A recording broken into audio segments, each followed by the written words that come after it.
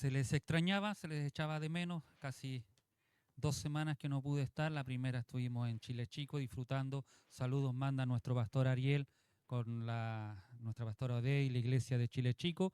Y la semana pasada me encontraba en Melinca. Gracias a Dios no estaba este clima, pasamos como yo por lo menos le decía a los pastores que era una taza de leche. Ellos iban bastante asustados, nerviosos.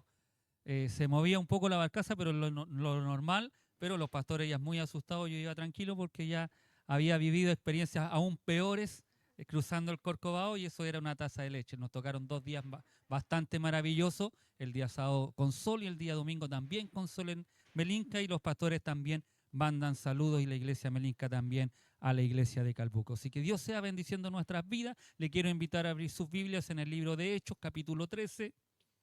Versículo del 4 al 12. Hechos de los Apóstoles.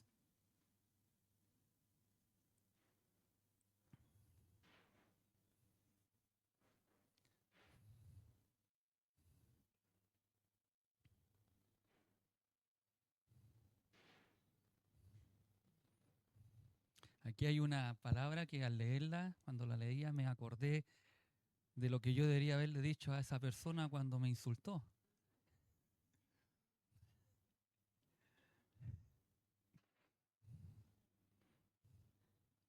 Hechos de los Apóstoles, capítulo 13, versículo 4 al 12. Si lo ha encontrado, le daremos lectura en el nombre de nuestro Señor Jesucristo. Ellos, entonces enviados por el Espíritu Santo, descendieron a Seleucia y de allí navegaron a Chipre. Y llegando a Salamina, anunciaban la palabra de Dios en la sinagoga de los judíos. Tenían también a Juan de ayudante. Y habiendo atravesado toda la isla hasta Pafos, hallaron a cierto mago falso, profeta judío llamado Bar Jesús, que estaba con el procónsul Sergio Paulo, varón prudente. Este, llamando a Bernabé y a Saulo, deseaba oír la palabra de Dios, pero les resistía Elimas el mago, pues así se traduce su nombre, procurando apartar de la fe al procónsul. Entonces Saulo, que también es Pablo, lleno del Espíritu Santo, fijando en él los ojos, dijo: oh, lleno de todo engaño y de toda maldad, hijo del diablo, enemigo de toda justicia, ¿no cesarás de trastornar los caminos rectos del Señor? Ahora pues, he aquí la mano del Señor está contra ti, y serás ciego y no verás el sol por algún tiempo. E inmediatamente cayeron sobre él oscuridad y tinieblas, y andando alrededor buscaba a quien le condujese de la mano. Entonces el procónsul, viendo lo que había sucedido, creyó, maravillado de la doctrina del Señor. Amén. Tome su asiento. ¿De qué se ríe la hermana Karina?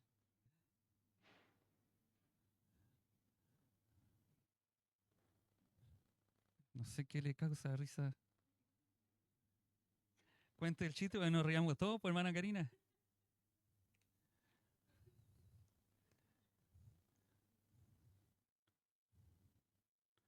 Ve que algo le pasó a esta cosa y no.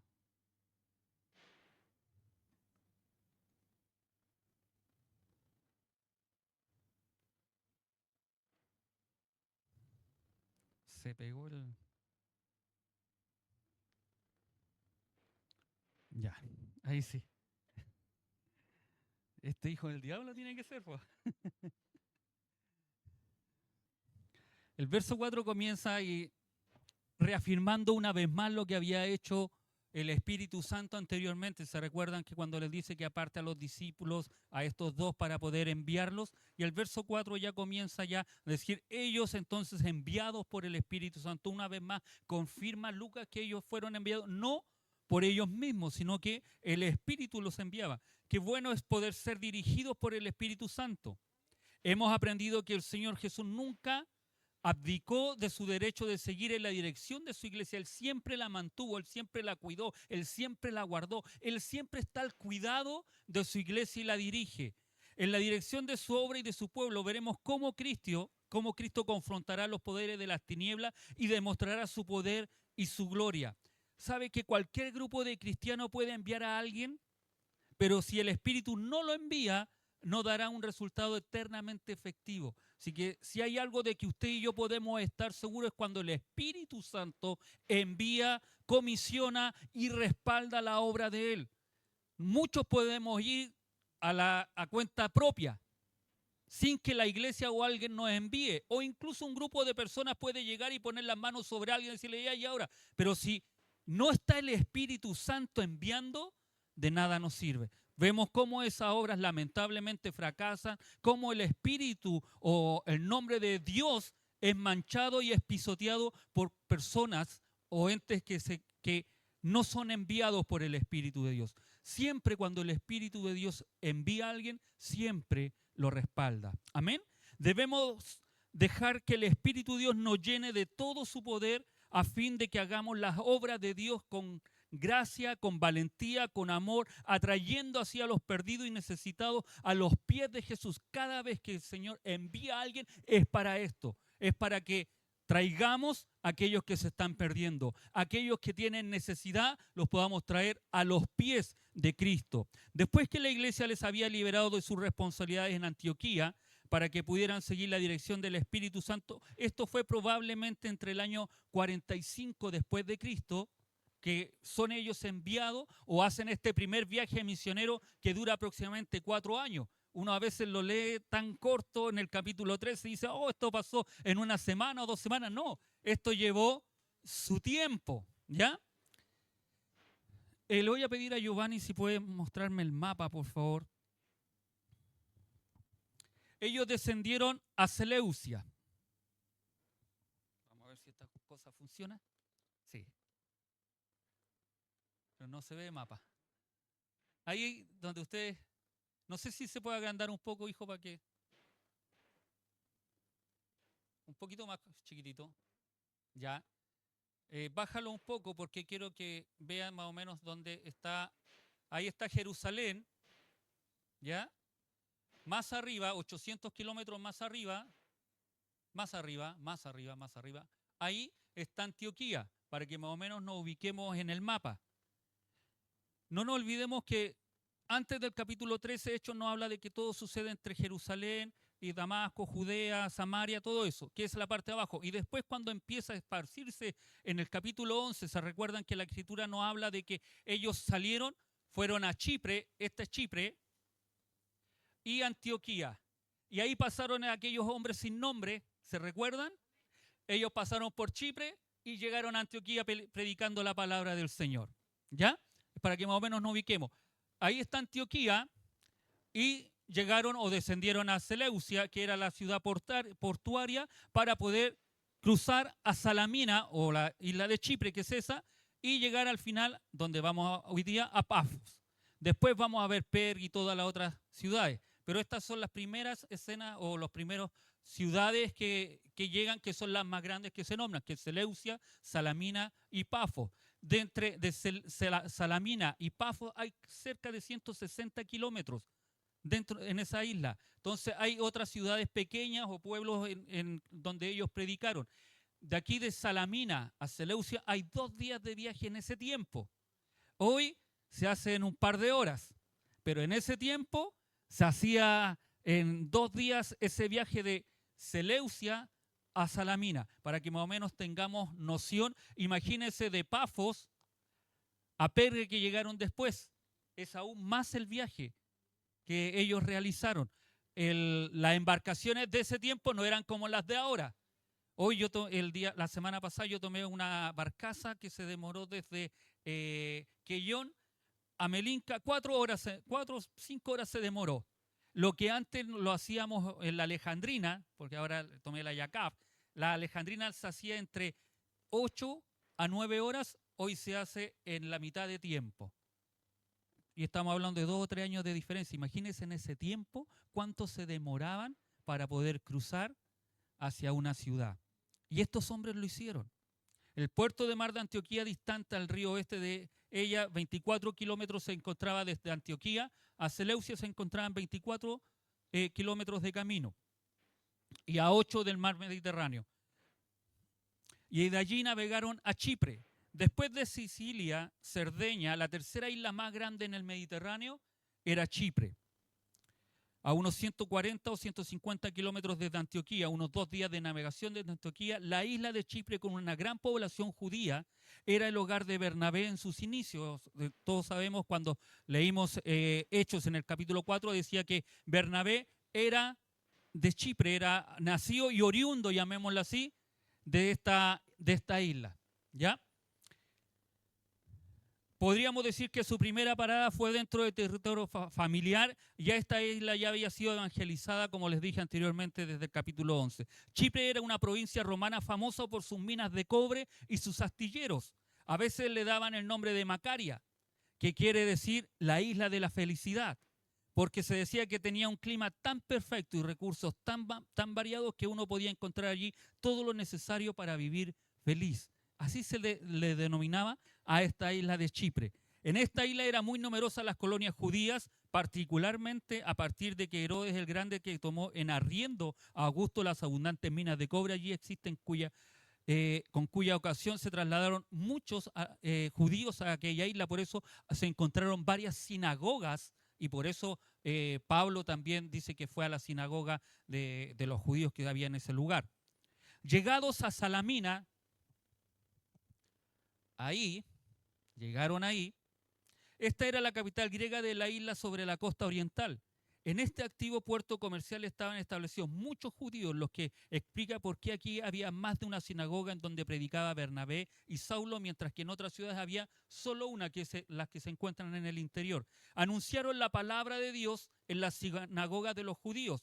Pablo y Bernabé se presentaban en la sinagoga de los judíos, aprovechando allí su privilegio de rabinos. No nos olvidemos la condición que ellos tenían, y como ellos eran judíos, ellos podían ir a la sinagoga y enseñar o exponer la palabra de Dios.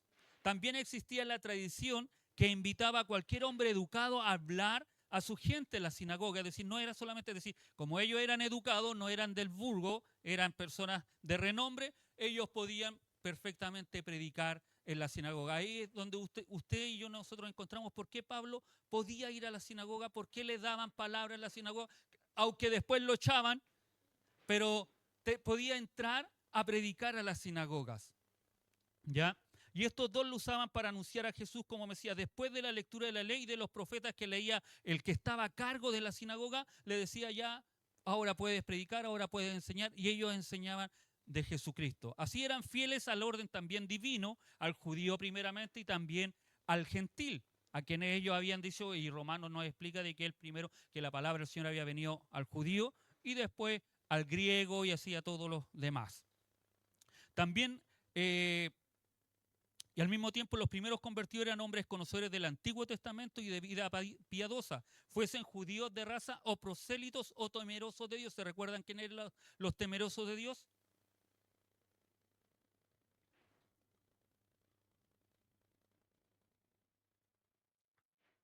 Cornelio fue un temeroso de Dios. No se hizo prosélito, pero sí temía a Dios, sí asistía a la sinagoga. No nos olvidemos que en ese tiempo había muchos hombres que eran temerosos de Dios, pero no se hacían prosélitos, no se circuncidaban, pero sí asistían a la sinagoga, escuchaban la palabra, escuchaban a lo que decían aquellos fariseos o aquellos que estaban a cargo de la sinagoga sobre Dios, enseñaban sobre Dios y escuchaban ellos sobre Dios. Y a ellos se les llamaba los temerosos de Dios. No eran prosélitos, no eran judíos, pero sí eran hombres piadosos que buscaban y querían conocer a este Dios verdadero. Y aquellos hombres que estaban en la sinagoga empezaron a recibir el cristianismo como lo recibió Cornelio y así muchas otras personas más. Proclamaron el evangelio en la sinagoga de los judíos, iniciando así el método de dar comienzo a su testimonio entre los judíos de la dispersión que Pablo había de continuar en todas las ciudades que visitara. Esto Pablo lo utilizó como un patrón de conducta. Usted sabe que las cosas buenas, cuando resultan, uno las va imitando. Y a Pablo, después usted lo vamos a ver en todo el libro de los Hechos, Pablo lo primero que hacía, se iba a una sinagoga y les predicaba, le hablaba. Y eso lo utilizó como patrón, como punta de entrada para poder hablar primero a los judíos y a todos aquellos que se reunían en la sinagoga. Por eso es importante, cuando se puede hacer algo bueno, podamos imitarlo para poder evangelizar. Todas las herramientas que Dios nos da, donde usted está, donde podemos realizar, donde se nos abran puertas, siempre sea para llevar el mensaje. Pablo lo utilizó. Pablo no se iba a los mercados, Pablo no se iba a las calles. ¿Qué utilizó Pablo? Fue la sinagoga. Y de ahí en adelante podía hablar. ¿Sabe que es muy bonita la historia de Pablo? Porque en una oportunidad cuenta de que los judíos no querían oírle, no querían escucharle porque él se paraba, pero los otros, los griegos, los que estaban ahí, oían la palabra, le dijeron que al otro día vuelva a hablarles del Señor. Porque cuando la palabra de Dios cautiva, el corazón quiere seguir escuchando palabra de Dios.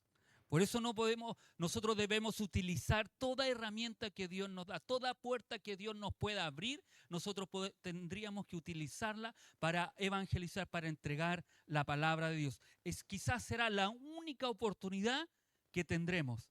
Y Pablo lo hacía. Era la única oportunidad que iba a estar en la sinagoga, porque después a lo mejor lo iban a echar o tenía que salir huyendo, pero era la oportunidad que él tenía. Cuando se presentaba en la cárcel, cuando estaba en cualquier lugar, él debía estar. Ayer la pastora, hoy día me comentaba, fue un evento en Puerto Varas donde llegó una misionera que está en Francia. Y para nosotros Francia siempre ha sido difícil, o nosotros sabemos que es difícil predicar, porque si a usted lo pillan predicando, le sacan una multa o lo meten preso, que era muy difícil. Y esta misionera decía, le contaba, o la experiencia que contaba ayer, decía que a pesar, decía, ya, ¿qué es lo más malo que me va a suceder? ¿Me saquen la multa o me metan preso? Y es ahí donde ella decía, no importa que me saquen la multa o me metan presa, pero la intención es predicar la palabra del Señor. Por eso no importa a lo mejor que te miren feo o te digan ya no quiero oír, nuestra misión es entregar el Evangelio. Amén. A veces tomamos miedo, y yo le decía, porque siempre han metido cuco de que en Francia no se puede. Pero ella dice, no, yo no he podido, yo he podido predicar. Dice que en los Juegos Olímpicos, Jucún por una parte, le predicaron a cerca de 3.500 personas, 200 personas aceptaron a Cristo en los Juegos Olímpicos vistos por Jucún. Ellos como grupo misionero predicaron a muchas personas y 90 se convirtieron, y otro grupo más también estuvo convirtiendo gentes en Francia. Yo le decía a la pastora, es que ¿saben lo que sucede en Francia? Ellos no han escuchado de Jesús. Hay mucha gente que no ha escuchado de Jesús. Y al Jesús que han escuchado es un Jesús tradicional, es un Jesús que se vende en el mercado, pero no el que perdona, el que se pone por propiciación de cada uno de nosotros. Mucha gente ha escuchado ese Jesús que viene, pacta, da, todas esas cosas. Que no te va a faltar nada, que Dios va a restaurar tu matrimonio, tu familia, tu auto, tu casa, vas a tener todo en el Señor. Que puede hacerlo, sí, pero lo más importante es que Él se puso en propiciación por cada uno de nosotros. Y hay mucha gente que no ha escuchado hablar de ese Jesús. Por eso es importante que tú y yo podamos utilizar cada oportunidad que tengamos para hablar de este Jesús que murió en la cruz por amor a ti y por amor a mí y a aquellos que están perdidos. Pablo utilizó como patrón de conducta, vamos a la sinagoga, predicamos la palabra y después continuamos evangelizando a aquellos que estaban ahí. Tenían también a Juan como ayudante. La palabra ayudante aplicaba a Marcos, que era usada por los judíos para referirse a una persona en la escuela de la sinagoga que instruía en las escrituras. Y esto es importante verlo, porque este Juan Marcos que aparece acá, sabemos que no fue enviado, y muchas personas critican porque no había sido enviado, pero ellos lo llevaron con una misión especial. Él tenía que evangelizar, él tenía que discipular, ayudar a enseñar a aquellos que se iban convirtiendo. Aparentemente la tarea de Juan Marcos era la de instruir a los nuevos convertidos en el relato de las enseñanzas y actividades de Jesús. ¿Y por qué motivo? Porque Juan Marcos era una valiosa en la compañía para su tío Bernabé y para Saulo. Él creció en Jerusalén. y fue testigo presencial de muchos de los eventos de la vida de Jesús y de sus discípulos. Juan Marco, no nos olvidemos que era el hijo de María, donde salieron, ¿se acuerdan esa historia que fabulosa que comentamos cuando Pedro sale de la cárcel y llega a la casa de Juan Marco? Entonces él conocía a los discípulos, conocía todo lo que había sucedido, sabía que Jesucristo había resucitado. ¿Quién más para poder enseñar e instruir a los nuevos convertidos que Juan Marco? Muchos teólogos estudiosos lo miran, no, es que después se fue, los dejó solos, hasta dicen que tuvo envidia. Hay muchas cosas que hablan en contra de Juan Marco, pero yo estoy seguro que si ellos no lo hubiesen llevado, no lo llevaron para que conozca el camino, porque él conocía Chipre, su tío era de Chipre. No fue para navegar, porque muchas veces para turistear, sino que fue al contrario, fue llevado para una misión. Los apóstoles tenían una obligación, pero también Juan Marco iba con un trabajo que realizar. Y este era el mismo que escribió después el Evangelio de Marcos que tenemos nosotros. Este Juan que aparece ahí como ayudante era este Juan Marco. Versículo 6, y habiendo atravesado toda la isla hasta Pafos, sede del gobierno romano al lado opuesto, o sea, al occidental, estamos hablando, ellos predicaron ahí, llegaron a esas sinagogas que estaban en Salamina, y después se dirigieron a Pafos. No sale el tiempo que se demoraron en llegar allá, pero sí, si esta era una isla en la cual había mucho cobre, era minera, era atractiva, no nos olvidemos que tenía el nombre en la cual había toda clase y era famosa y era tranquila y podía encontrarse todos los recursos que uno quisiera, entonces por eso le llamaban la isla feliz. El clima era agradable, podía llover, pero no hacía frío como el frío que tenemos nosotros cuando llueve. No era necesario a lo mejor tener estas combustiones que necesitamos hoy día para poder calefaccionarnos, pero en ese tiempo se encontraba en esta isla. Entonces cruzaron y llegaron a Pafos, sede del gobierno romano. Ahí vivía el gobernador. Esta ciudad era un perverso lugar de inmoralidad y oscuridad espiritual. Se celebraba el culto a la diosa Venus o Afrodita, que era común en el mundo pagano del Imperio Romano. Aquí comienza la oposición satánica, la resistencia al avance de la verdad. Salamina, todo bien. Hasta ahí, todo bien. Seleucia, cuando salieron, todo bien. Predicaban, no había oposición. Ellos entregaban el mensaje y la gente escuchaba, oía. No se sabe cuántos se convirtieron, no se sabe nada de eso. Hasta que llegaron a Pafo y encontramos la primera oposición en esa isla o en ese lugar. Pafo, no nos olvidemos, como les decía, hacían culto a la diosa Diana. Entonces imagínense que era la diosa del amor. Imagínense cómo eran aquellas noches, lo que ocurría en aquellas noches, la perversión que existía en ese lugar, y llegan a predicar de santidad, de pureza, de dejar los ídolos. Porque esa era la predicación, empezar a predicar a un Dios vivo, un Dios real, al único Dios y verdadero. A ese Dios llegan a predicar ellos. Hallaron un hombre mago, que equivale a sabio o también mago, pues en Oriente el término mago no tenía el sentido peyorativo de charlatán, hechicero o ilusionista que hoy nosotros escuchamos. Nosotros nos dicen mago, esta persona que juega con las cartas y le dice saque una carta y no hace ilusiones y nosotros compramos y decimos, uy, ¿cómo lo hizo? Y no sé si alguna vez ha visto un acto de magia y a veces quedamos así como anonadados, así como lo hicieron. Este no era de ese tipo de mago.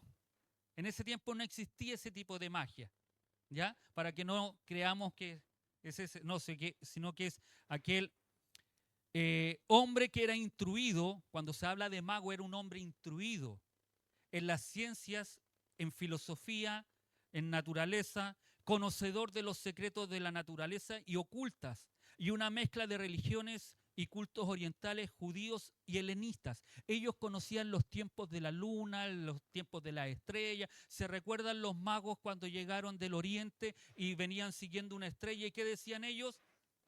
Ha nacido el rey.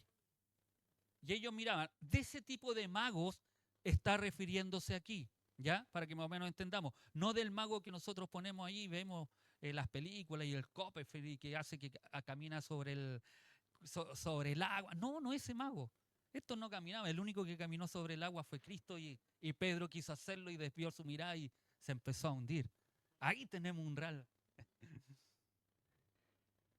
Dice que hallaron a este mago, falso profeta, judío. Parece una contradicción en sí misma, dada las leyes judías contra la hechicería y la magia. Para un judío no podía practicar este tipo de cosas. Estas magias ocultas no podía practicarla un judío, sino que al contrario. Pero Bar Jesús se dice que no era un judío observante de la ley, sino un falso profeta. Es decir, era judío, pero no observaba la ley, porque si hubiese observado la ley, o se hubiera mantenido, hubiera obedecido la ley, él no hubiera hecho este tipo de práctica. Eso es lo que quiere decir, ¿ya? Un adivinador de estilo propio, sin ninguna credencial verdadera para autenticar su supuesto control sobre entidades mágicas y espirituales. Parece. Llamado Bar Jesús. Mire el nombre que tenía.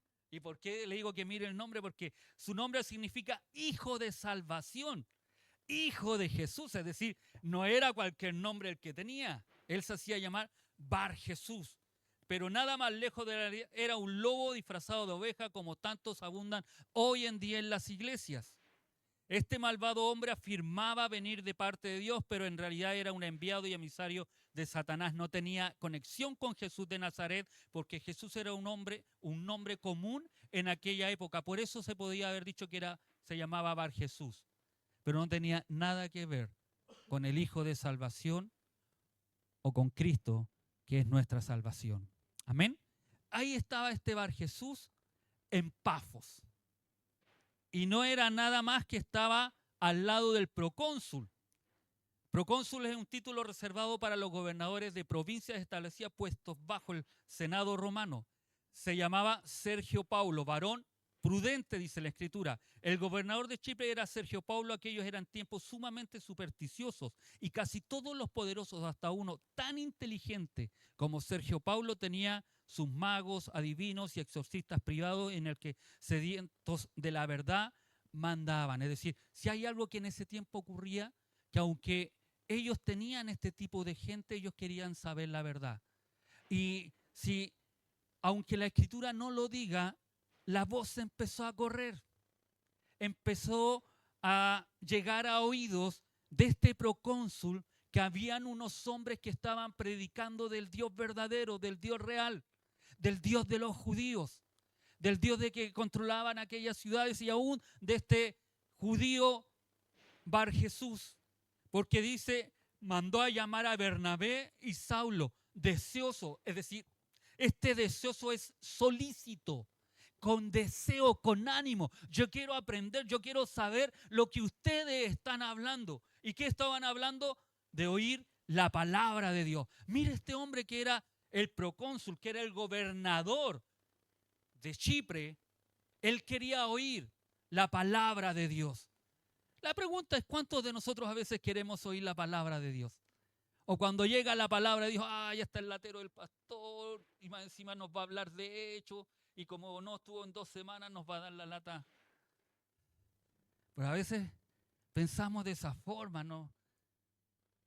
Y este hombre que estaba siendo adoctrinado, enseñado por alguien pagano, por alguien que lo desviaba del camino, pero este escuchó, oyó. Alguien le dio la noticia de que habían cruzado 2 hombres que venían de Antioquía, cruzaron a Seleucia, llegaron a Salamina, vinieron caminando por ahí, por allá, pasaron por los pueblos, predicando la palabra de Dios. Llega a oídos de él, llámanlos, que los quiero oír, quiero escuchar lo que ellos me quieren enseñar. Cuál agradable es que tú y yo podamos ser aquellos hombres que la gente quiera escucharte hablar de Cristo. Que anhele que tú vayas a su hogar o ellos ir a tu hogar y tú les hables de este Cristo, que les hables de este Dios. Qué maravilloso es esa gente que quiere escuchar, Quizás no van a ser gobernadores, no van a ser personas que estén en alcurnia, sino a lo mejor hay alguien más sencillo, más humilde, pero que tiene necesidad de oír la palabra de Dios. Verso 8, pero lo resistía Elimas, el mago, el mismo personaje, pero de hecho este es el nombre en árabe, este es el nombre que se le traduce a este hombre, intentando apartar de la fe al procónsul, quien al percibir Elimas, al percibir con cuánto interés escuchaba el procónsul a Saulo y Bernabé, Elimas usó su influencia contra ella e intentó apartar al procónsul de la fe y temía, es decir, si hay algo que podía temer Elimas era ser despedido, porque era un falso profeta, era judío y ya iba a ser despedido. Esta fue una posición satánica y este hombre influía sobre el gobernador. Lamentablemente hay muchos líderes hoy que están bajo la influencia de toda clase de sectas que están en directa oposición a la palabra de Dios y el evangelio. Qué triste que haya incluso a veces en nosotros que nos oponemos a la palabra de Dios. Cuando alguien está hablando, cuando alguien está enseñando. Cuando alguien te dice, sabes que no es tan importante que vayas a los estudios bíblicos, no es tan importante que leas la palabra, no, congrégate, busca, ora, canta, pero no leas la palabra, nos estamos poniendo como Elimas. Porque no queremos que aquella persona crezca en gracia y en sabiduría. Lo único que aumenta nuestra fe, dice la Escritura, no lo digo yo, lo dice la palabra del Señor, la fe viene por el oír. Y el oír palabra de Dios. Amados, tú y yo vamos a crecer en gracia y en sabiduría escuchando, leyendo, estudiando las Escrituras. No hay más. Amén. Advirtió al gobernador sobre Bernabé y Saulo, pues venían con un nuevo espíritu a la isla. Ellos traían el Espíritu Santo y venían con convicción, venían con fuerza, venían con pachorra. Aquí venimos nosotros a predicar de este Dios verdadero. Me imagino a estos hombres predicando y parándose en la sinagoga. Ustedes están equivocados porque Cristo es el Dios verdadero. Y cuando el gobernador escuchó a estos dos hombres y se alegró de su evangelio, porque el evangelio de Cristo no pide nada, solo rendir nuestros corazones. No pide sacrificios humanos que en ese tiempo daban, hacían sacrificios o hacían obras para ser salvos. La gente está cansada de escuchar aquellas cosas. La gente lo que quiere escuchar de este Dios que se puso en medio de ellos para que ellos pudieran ser salvos. Al Dios no conocido, vamos a conocer historia. Le digo, no se pierdan los domingos los cultos. Y si no puede venir por cualquier motivo, hay página de nuestra iglesia, se puede conectar.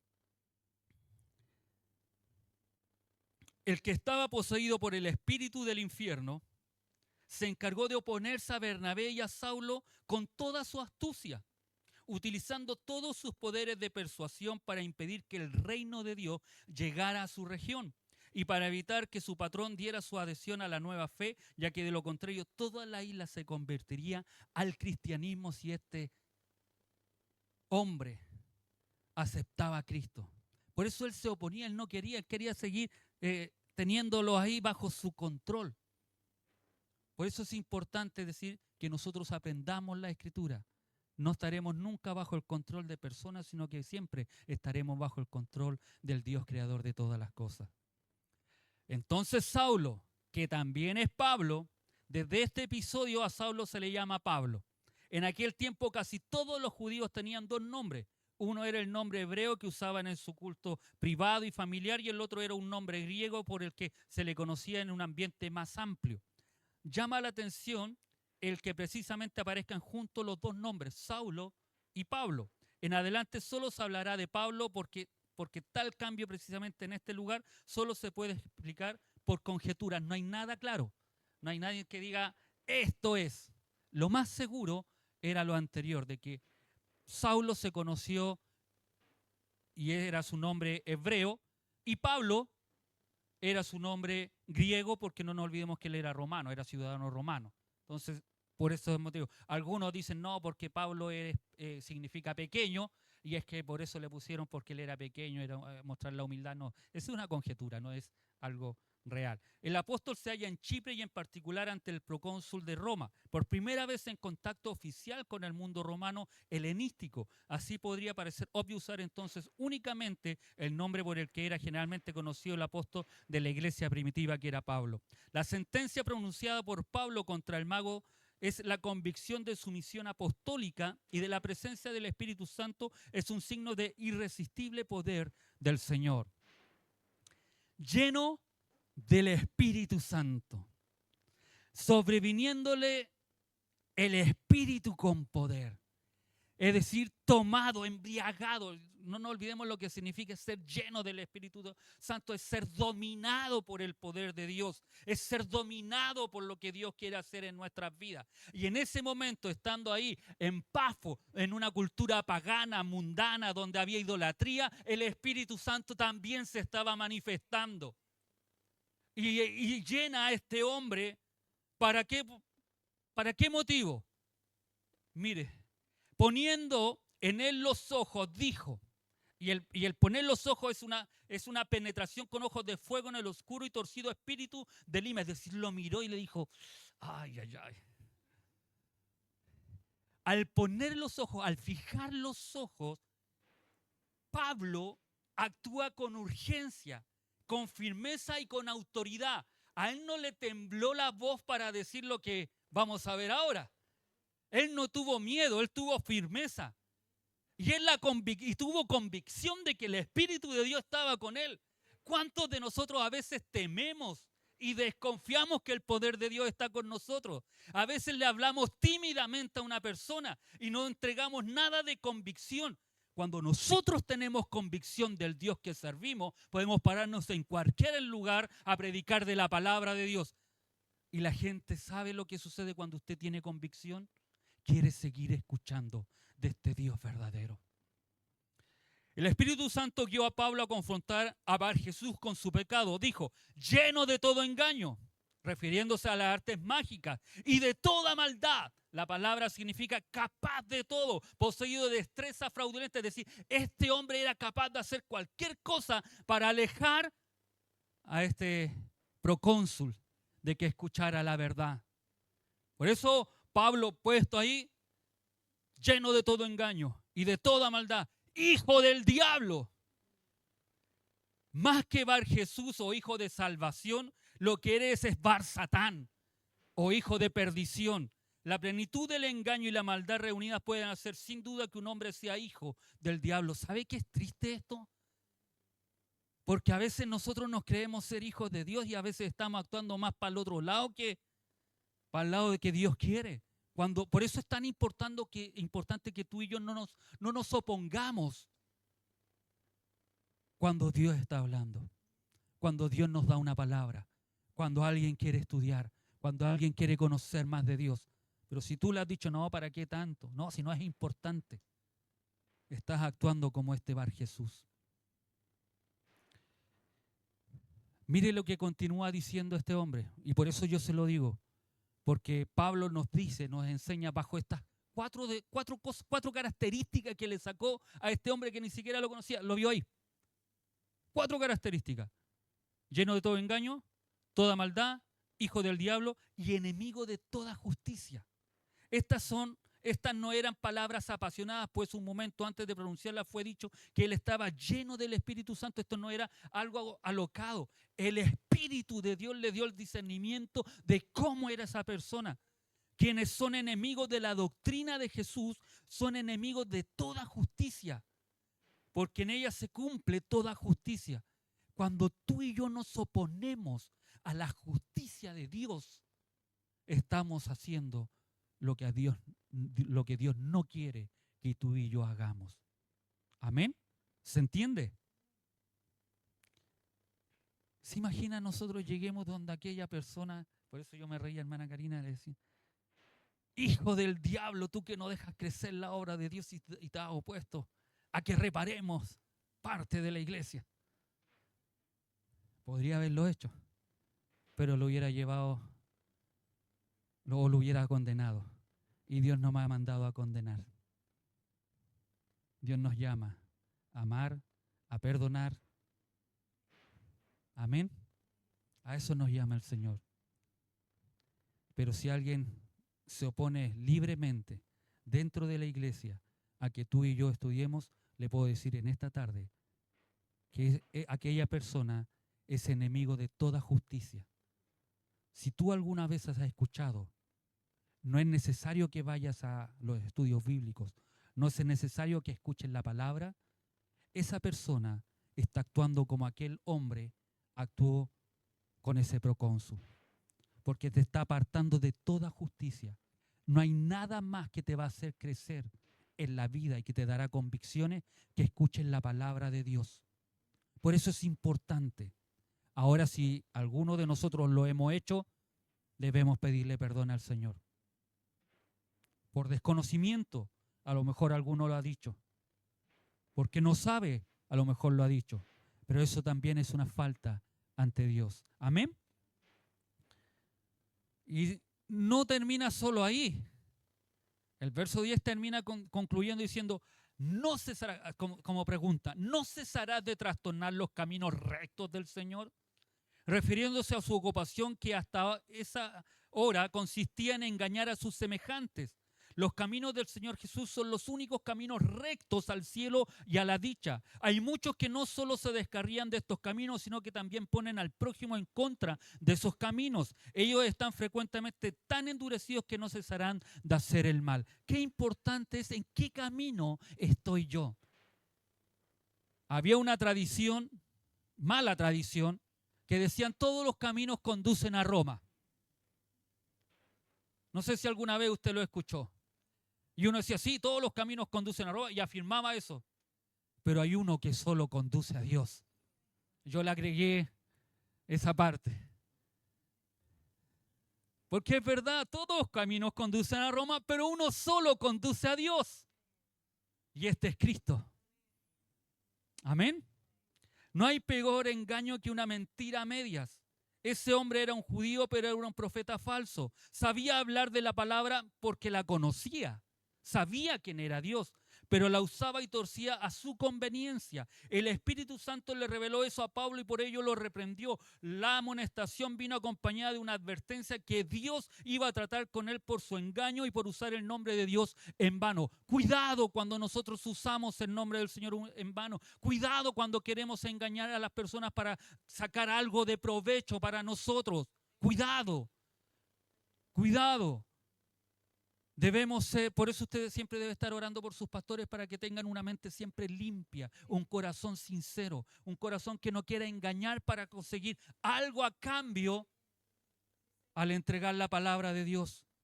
Necesitamos hombres y mujeres que se levanten hoy en día, no para hacer la iglesia más grande, no para hacer el templo más grande, sino para que sea la iglesia de Jesucristo, ese remanente fiel que conserva los principios valóricos de la palabra del Señor, que no para que le den algo, consiga algo, va a torcer la Escritura, sino que al contrario podamos pararnos donde nos paremos y podamos predicar la verdad de Jesucristo. Ahora pues, he aquí la mano del Señor está contra ti. Pronunció un juicio y serás ciego. Veamos el juicio de Dios, pero aún en este juicio vemos la misericordia, pues su ceguera fue temporal y tuvo un tiempo para que él pudiera arrepentirse. Es justo que si él cierra los ojos del corazón a la luz del Evangelio, Dios le cierre los ojos físicos a la luz del sol. Por eso es tan importante que nosotros no juzguemos, no lo condenemos. Dios puede hacer misericordia. No se sabe qué pasó de él después, pero sí, Pablo, la sentencia que le hizo fue que él iba a quedar ciego por un tiempo. Y no verás el sol por algún tiempo. Dios trajo ceguera física a este falso profeta, ciego espiritualmente, que se encargaba de enceguecer a los demás. E inmediatamente cayeron sobre él oscuridad y tinieblas, y andando alrededor buscaba a quien le condujese de la mano. Ahora ya no podía guiar a nadie por los malos caminos, quedó absolutamente dependiente y él necesitaba ser guiado ahora. Qué maravilloso lo que hace el Señor por su pueblo, por su iglesia, para que el Evangelio crezca. En ese tiempo utilizó eso. para que este hombre que estaba trastornando, que estaba haciendo mal las cosas, que estaba enseñando un falso evangelio, estaba hablando de un falso Dios, Dios le dio una ceguera. El que se lo buscaban, él empezó a buscar para que lo pudieran trasladar. Pero era por un tiempo, porque si él se arrepentía, él podía volver a tomar su vista y hacer lo que Dios quiere que él pudiera hacer. Verso 12 dice, entonces el procónsul, viendo lo que había sucedido, creyó, maravillándose a la doctrina del Señor. Y esto me encanta, porque aquí no dice creyó y maravillado de el milagro o el juicio que sucedió, sino lo que a él lo maravilló fue la doctrina del Señor, la enseñanza de la palabra. Por eso cada vez le insisto, hermano, no faltemos a los estudios. Estudiemos la palabra, leamos la palabra. Encántese de la Biblia, de este libro que el Señor nos dejó. Conozca las verdades que aquí aparecen. No espere un día domingo, un día que haya culto para solo leer la Escritura. Léala en su hogar. Y si algo no entiende, anótelo. Y venga a la iglesia y pregunte por lo que no entendió. Porque aquí nosotros nos maravillaremos de las cosas que aparecen. De cómo Dios obra, cómo Dios crea, cómo Dios nos busca decirle a la gente, este soy yo. Sino que al contrario, Él se presenta como ya ha hecho. Porque muchos preguntan, ¿y qué fue primero? ¿Y quién creó a Dios? ¿Qué importa quién haya creado a Dios? Lo importante es que Dios existe, es real. Nos creó a nosotros y también nos dio la oportunidad de poder estar en su gloria. Hizo algo maravilloso, hizo un pacto nuevo para que tú y yo pudiéramos estar, tener esa esperanza de vida eterna. Que no te maravillen los milagros. Esos son pasajeros. Son pasajeros. Los milagros son pasajeros. No te maraville un milagro. Lo que Dios ha hecho en tu vida, lo ha hecho contigo. Y con cada uno de ustedes. Pero eso no te maraville. Lo que te debe maravillar cada día más es la palabra de Dios. Es el conocimiento que tú puedes adquirir de Dios a través de la Escritura. Cuando eso te maravilla, Dios empieza a poner gracia en ti. A esta figura se contrapone la del procónsul Sergio Paulo, que impresionado por aquel signo alcanzó la fe y la salvación. El procónsul quedó asombrado por la fuerza de la doctrina en su propio corazón y conciencia y por el poder de Dios con que fue confirmada. La doctrina de Cristo deja atónito y mientras más sabemos de ella, más razón veremos para maravillarnos de ella. Cada vez que tú y yo estudiamos, vemos, analizamos. Yo le decía a la pastora que hoy día el hermano Pato nos enseñó sobre la comunión con Dios. Y comenzó desde el principio hablándonos de la comunión con Dios, desde el Génesis. Cuando en el paraíso se encontraban juntos y había una comunión de Adán y Eva y él se paseaba por el huerto. Y esa comunión se quebró. Esa relación que había con Dios se quebró. Y yo le decía a ella, y me encantaba porque Dios siempre buscando al ser humano para tener comunión con Él. Y eso a nosotros debiera maravillarnos, debiera dejarnos mover, debiera tocar nuestros corazones. Nosotros siendo tan pecadores, tan viles, un Dios grande y poderoso nos busca para tener comunión con Él. Eso es motivo para darle gracias, para decir gracias Señor, porque yo no siendo nada, tú me buscas. Y yo comentábamos el estudio que dio nuestro hermano, porque cada vez que nosotros vemos a Dios actuando en nuestras vidas, es solo para tener comunión. Esto que estaba perdido, esto que estaba errado, esto que no tenía esperanza, esto que tenía un destino que era y una cláusula que decía ahí, este es para el infierno. Dios, en su misericordia, en forma figurada, capaz que salga, ¿no? Que tiró la mano, ahí estiró su mano y me sacó. porque Él llegó a mí, no fui yo donde Él. Como dice la Escritura, no fuimos nosotros donde Él. Él fue donde cada uno de nosotros y nos trajo. Los que ponen su mano en el arado y miran hacia atrás no son aptos para el reino de Dios. Quienes no están preparados para enfrentar oposición y soportar dificultades no son aptos para la obra del ministerio. Cada uno de nosotros vamos a enfrentar problemas como la que enfrentó Pablo y Bernabé ahí en Pafos. Pero es ahí donde el Espíritu de Dios nos va a llenar. El Espíritu de Dios con poder te va a llenar, amado hermano, para que tú puedas predicar la palabra del Señor. El mensaje del Evangelio es un mensaje reconciliador para el que se arrepiente. Nosotros debemos estar hechos para cambiar e impactar a la sociedad. Predica fielmente el Evangelio y vive fielmente el Evangelio que predicas. No sacas nada con predicar el Evangelio si no lo vives fielmente. Debemos vivirlo fielmente, el mismo Evangelio que predicamos. Somos testigos de Cristo, del Evangelio en este incrédulo mundo. Y como en un tribunal se nos pide que digamos la verdad, toda la verdad y nada más que la verdad, un día nos presentaremos ante Él, ante el trono, y no se juzgarán nuestros pecados, porque ya fueron juzgados en la cruz, pero sí se valorará nuestra dedicación, nuestro servicio y nuestra fidelidad a Él. No hay mucho tiempo, amada iglesia. El pueblo de Dios será arrebatado para recibirla a Él en los cielos. Lo importante es qué estamos haciendo en este tiempo que Dios te da, que Dios nos permite vivir. No nos callemos, no dejemos de hacer el bien, que a su tiempo cegaremos si no desmayamos. No desmayemos, levántate, esfuérzate, no mires las cosas negativamente, sino que búscale la parte positiva. Búscale lo bueno que puedes hacer, lo contrario que puedes hacer a esa situación negativa que estás viviendo, a lo opuesto que estás viviendo, que te está pasando, a los problemas negativos que no ves nada bueno. Siéntate, ora al Señor, medita en el Señor y dale la vuelta.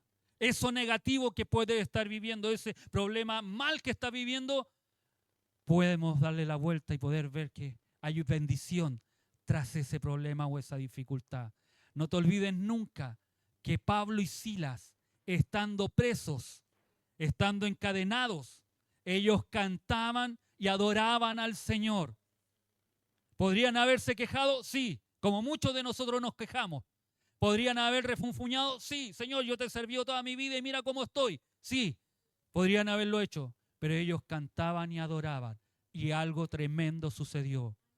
La forma en que sucedan las cosas tremendas en tu vida van a ser cuando tú y yo miremos de forma diferente los problemas y las dificultades. Te animo, amado hermano, el poder de Dios, la llenura del Espíritu Santo en estos días está para los hijos que la puedan buscar y la anhelen. No es algo que se perdió. Hoy Dios está llenando y está capacitando a hombres y mujeres que quieran hacer la voluntad de Dios. Amén. Póngase de pie, vamos a orar al Señor.